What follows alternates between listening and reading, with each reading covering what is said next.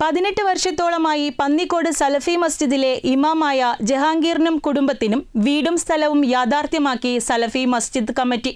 10 ലക്ഷത്തോളം രൂപ ചിലവിൽ പണി കഴിപ്പിച്ച വീടിന്റെ താക്കോൽദാനം KNA vice president doctor Hussain Madavoor നിർവഹിച്ചു.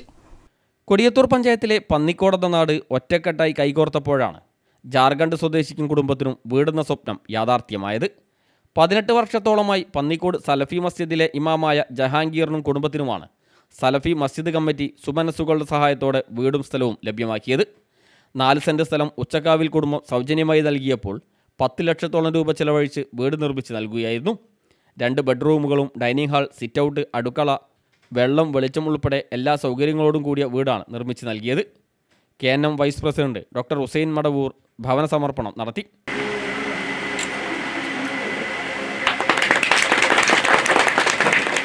നമ്മുടെ കേരളത്തിലുള്ള ഇതുപോലുള്ള ഈ കൂട്ടായ്മയിലൂടെ കാര്യങ്ങൾ ചെയ്യുന്നത് വിദേശത്തൊക്കെയുള്ള പല ഏജൻസികളും ഇവിടെ വന്ന് പഠനം നടത്തിയിട്ടുണ്ട്. ഇതെങ്ങനെ സാധിക്കുന്നു എന്നത് നമ്മുടെ അതുപോലെ പെയിൻ പാലിറ്റീവ് പ്രവർത്തനങ്ങൾ മുന്നിലൊക്കെ നടത്തുന്ന ലവ് അതൊക്കെ പഠിക്കാൻ വിദേശത്തു നിന്ന് ആളുകൾ വന്നിട്ടുണ്ട്.